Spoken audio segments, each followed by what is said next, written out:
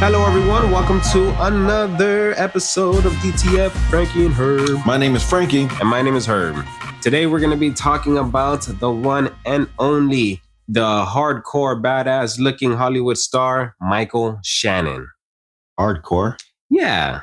Okay. People are intimidated by this guy. You know what? I'll agree with that. Yes. Yeah, people are intimidated by this dude. He's very, very, very famous for his capability of delivering a lot of an emotional statement or line with just subtle facial expressions. You know, I see that. Yeah, he's very so. With that, it goes to show that he is not really a Brad Pitt looking guy. You know, he's not famous for his looks. He's clearly famous for what he goes into work for. His talent. His acting ability. Acting ability. So that kind of goes into our question of the day. Our question of the day is, Frankie, do you have a favorite odd-looking celebrity? Okay. Favorite odd-looking celebrity. I'm going to go with this guy. He's one of the guys that you can see in a lot of Adam Sandler films, right? Or back when Adam Sandler was doing more of the funny family movies, right?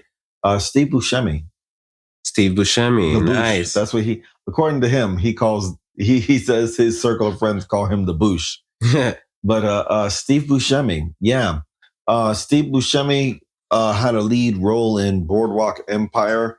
But in terms of, the odd-looking guy, he in Adam Sandler's film Grown Ups, he was the guy who had gotten injured on the pool zip line, and spent the rest of the movie in the full body cast with his arms up.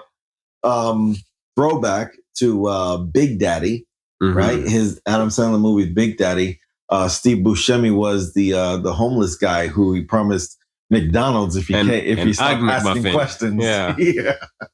Yeah, that's right. Steve Buscemi, I think he's a funny actor, you know. He's very funny. He knows what he goes into these movies for, and he delivers. So, yeah. Did you know that Steve Buscemi was actually a New York firefighter as well? Yeah? Yeah, he was. I read something like that. He was a New York City firefighter before he pursued acting full time, if I'm not mistaken.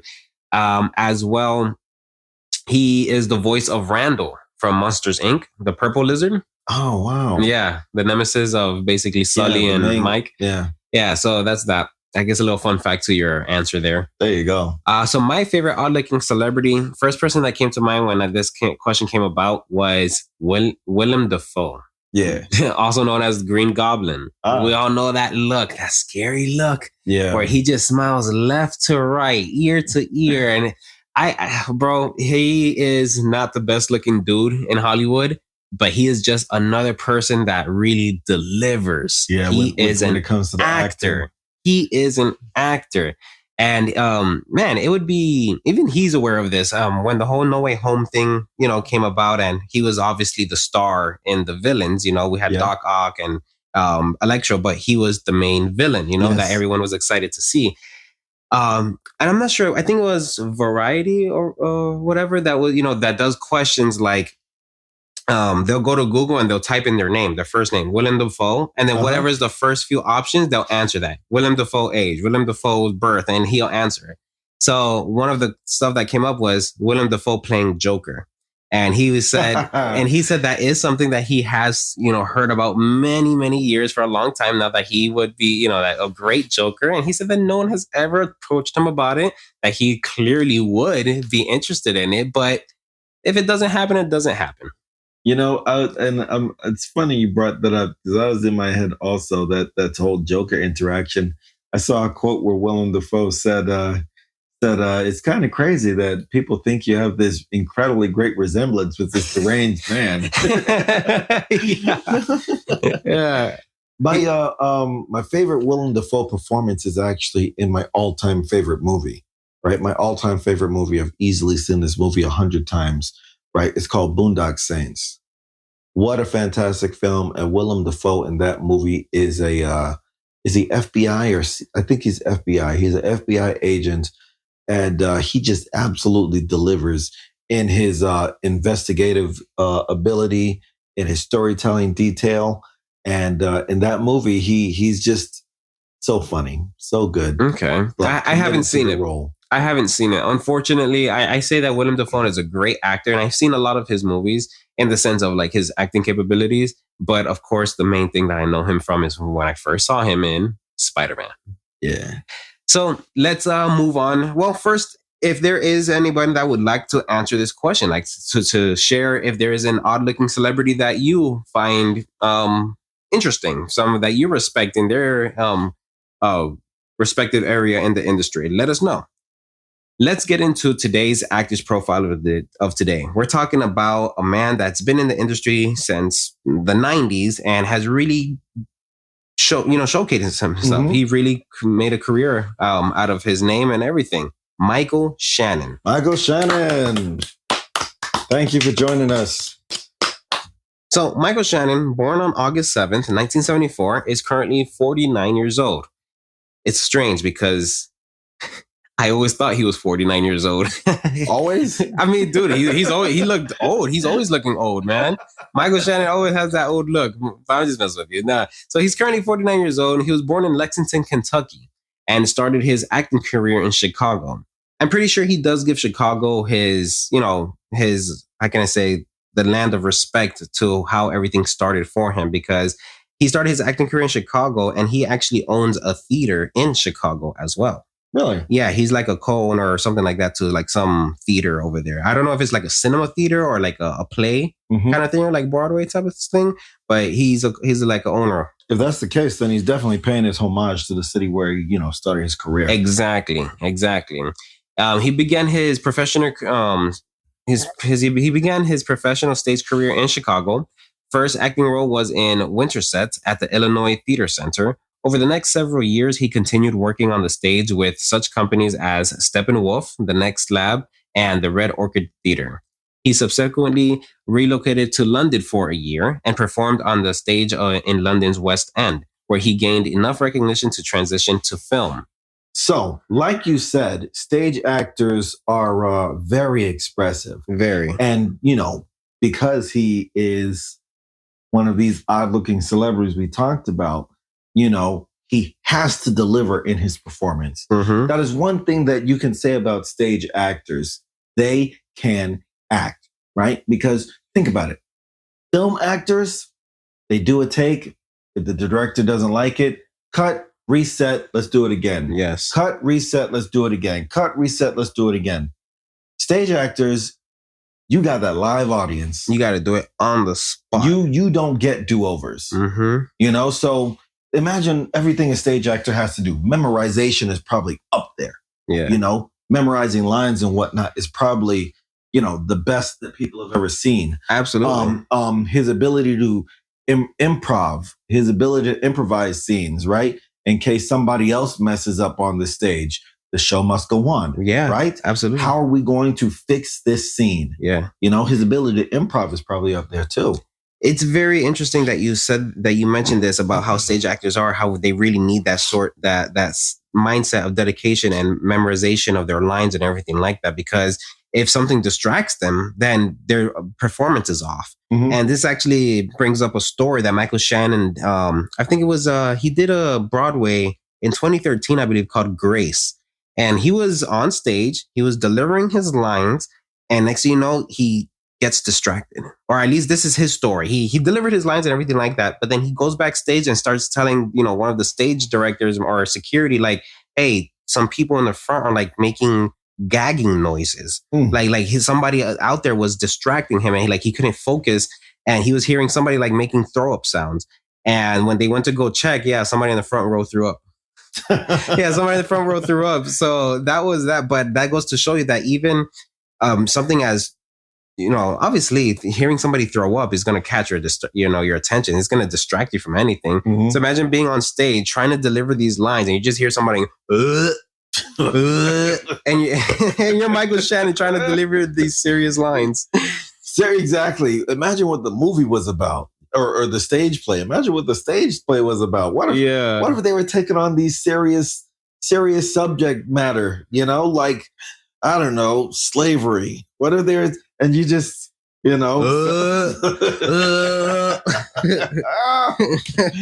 oh man! But those stage let me tell you something. The two hardest working actors in the industry are stage actors and soap opera actors. Yeah. Soap opera actors work every single day. Every day, bro. So new episode tomorrow. New episode tomorrow. New episode next week? Nope. New episode next month? Nope. New episode tomorrow. They dropping exactly. Yes. No reruns ever. No, yes. If you want to catch up on The Young and the Restless, you need to start in 1966. Yeah. So with Michael Shannon starting from stage, he transitioned into film, and he had a breakout role in Revolutionary Road, which starred Kate Winslet and Leonardo DiCaprio. He was nominated for an Oscar for Best Supporting Actor. Very, very impressive. Shannon received critical acclaim for his performance in Take Shelter, which was released in 2011, as a man plagued by apocalyptic visions. But he is best known today for his portrayal for General Zod in Man of Steel. Yes, General Zod in Man of Steel. First of all, I just want to say, whatever movies got him to that role, I'm sure he did a great job in it because it got him to General Zod. But I want to talk about General Zod in Man of Steel. Oh my gosh, this guy looked terrifying. He was badass. He looked terrifying in this movie. Yeah. Like Michael Shannon, right, plays General Zod in Man of Steel. He also plays a family member in this movie called Knives Out. Two completely different people. Right? General Zod, absolutely intimidating.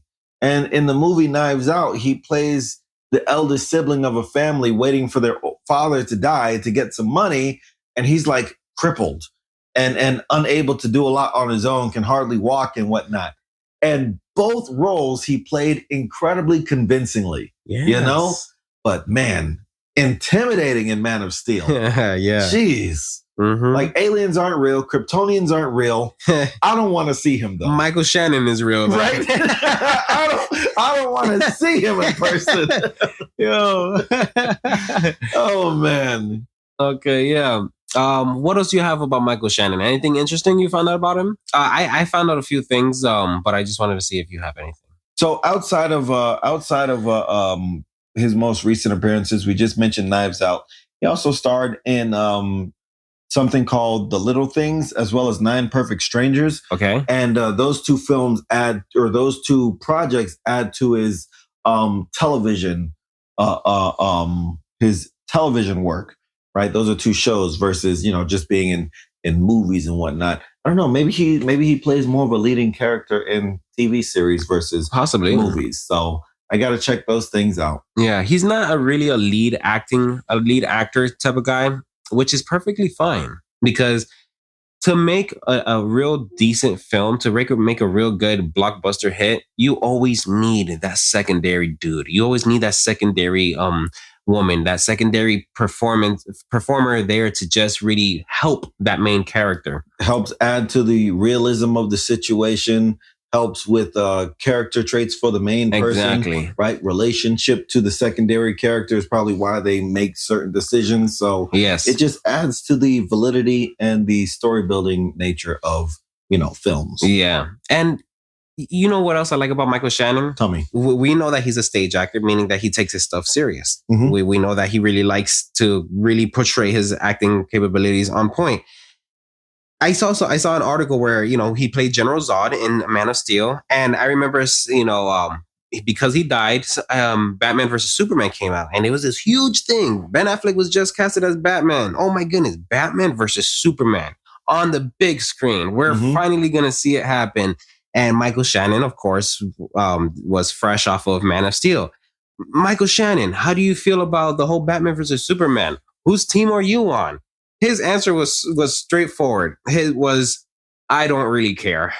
Like, this is the dude that was in a Superman film himself. He just does not have an answer for you. He wouldn't even fake it for you. So this is what he says. Someone asked him, who do you think will win? And he goes, I can't even come up with a fake answer. I guess I have to root for Superman because he killed me. So I would hope that he would continue his killing spree and become like a serial killer Superman. That's a new take on Superman. We'd all be a heap of trouble if Superman was a serial killer. He would just wipe us all out, but then he'd be lonely. So that just goes to show you that, like, he doesn't care about this whole like superhero winning and saving the day type of thing. He want to see Superman go bad. He want to see some, an actual, something like that. Something like Homelander. You seen The Boys, yeah? I have, yeah, bro. So that's his thing. He doesn't really care about that. So when I read that, I thought to myself, I'm like, okay, I would think just like this reporter, I would think the guy who played General Zod would have some sort of interest in this next chapter of Superman. Hey, who do you think you're going to win? I don't really care. That goes to show you that he accepted the role of General Zod for possibly of two reasons. One, he really loved the script. And two, he really just saw it as an opportunity to showcase another set of his acting capabilities. Maybe another way to just bring out, that he was like, oh, I don't care about Superman and all that stuff. I just really like this General Zod character, and I'm gonna make it about him when I'm, Yeah. So that's that. He's not on social media. He's one of these mysterious actors that just does not like social media. And that's the celebrity that I like. Me I like too. Those type of celebrities. Me too. Someone asks him, why don't you have social media? He goes, I don't do any of that social media stuff. I have people telling me all the time, you should do Twitter, you should do this, you should get on Facebook. And he just replies, are you insane? I'm not doing any of that crap. I stay the hell off of that thing. Every once in a while, I send a business email, and that's it.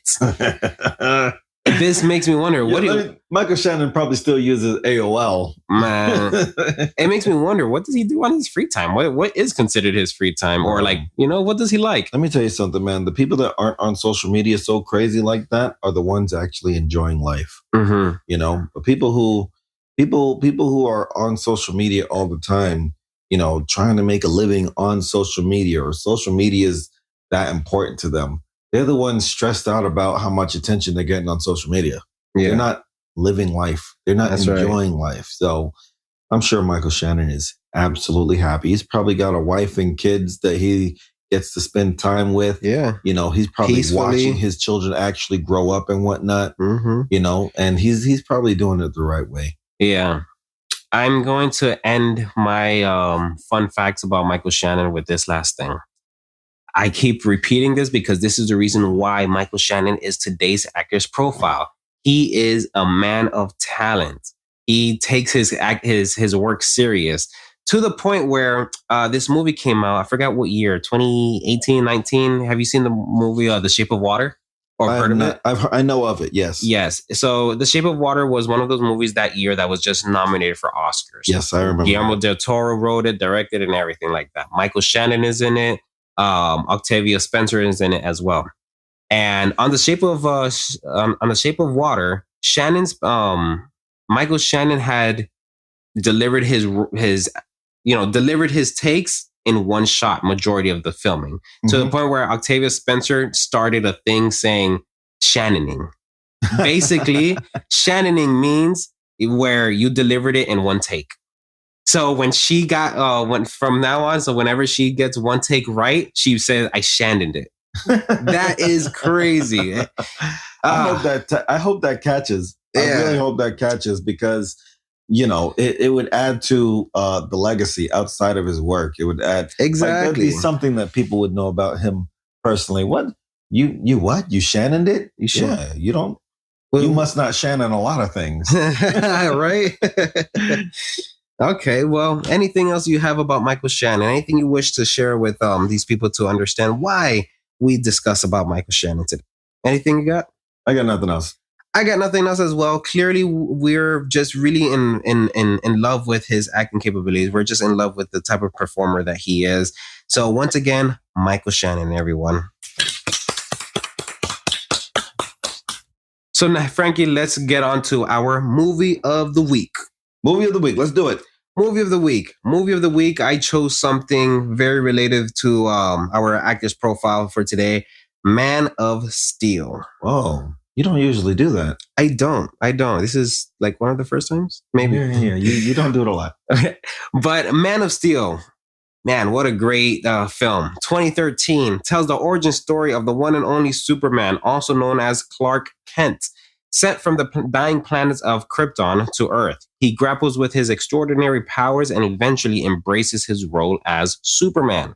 When Kryptonian General Zod threatens Earth, Superman must protect humanity in a climatic battle of epic proportions. The film delves into themes of identity, sacrifice, and the responsibility that accompanies great power. Wow.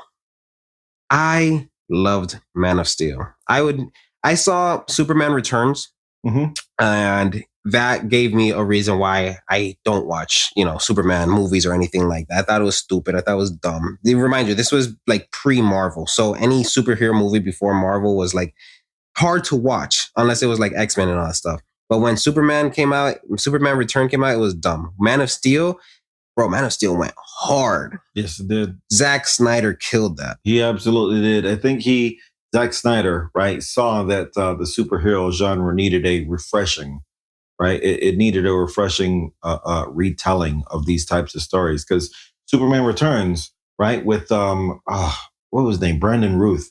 He played Superman, but he played the Christopher Reeves Superman, right? The Superman Returns was a continuation of the Christopher Reeves trilogy. Really? Yes, it was. Did not know that. Exactly. Right. So the problem with that is that the movie was like really slow moving. It was a really slow moving movie. Action wasn't until towards the second half of the film and everything. But, so again, Zack Snyder was, artistically inclined enough to know that these superhero movies needed something different. I'm glad he did it. And again, we're talking about Michael Shannon. While he wasn't the absolute lead in that movie, it's like we stated earlier, that man did his thing in that role. Right? Oh, yeah. Very intimidating. Like, he came to deliver who General Zod was. This dictator back on Krypton, and my way or the highway. I'm the only one that sees what the world needs, or not what the world needs, but I'm here to deliver the legacy of Krypton. Yeah. Jeez. That was great. Yeah, it was good. In the recent flop of a movie called The Flash, he actually got Zack Snyder's permission to revive his role as General Zod. Yeah, he had that much respect for Zack Snyder. He said, if Zack Snyder says no, I will not go back. Because he's grateful of the character of General Zod. He knew that aside from because Michael Shannon was already, semi-famous for people who knew about Michael Shannon. Man of Steel really got him into, how can I say, the new generation. You get me? The younger generation. Yeah. And he's grateful for that boost in people knowing who he is. So he asked for permission. And one of the first questions that he asked when he got that call saying, hey, they want you for the movie The Flash to play General Zod, his first question was like, didn't they see the first one? I died. Like, what's that about? And then they go, oh, it's this whole multiverse thing. He goes, I don't know what that is. All I know is I just want the approval from, Zack Snyder. Yeah, I'll just get the approval from Zack Snyder, and he did. And even though it may not have been as intimidating as Man of Steel, because clearly he wasn't like the main villain in this one, in The Flash, he still delivered exactly how General Zod was in Man of Steel. Yeah. So I'm happy that Michael Shannon did the original movie. I'm happy he got the grace from Zack Snyder to reprise his role. And I'm just happy for his career, man. I hope Michael Shannon, especially based on his acting capability, becomes a leading man in Hollywood. Yes. Like, he needs to get talked about like Billy Bob Thornton. Yes. Billy Bob Thornton, definitely a leading man. Yeah. Right? He did his thing in Bad Santa. He did his thing in Armageddon. Did you watch Armageddon? I have. Armageddon, such a great movie. So Michael Shannon needs to be held in the same conversations as leading men. And I really hope it comes for him. Well, if you don't have anything else to say, let's wrap this up. My name is Frankie. And my name is Herb. We'll talk to you again soon.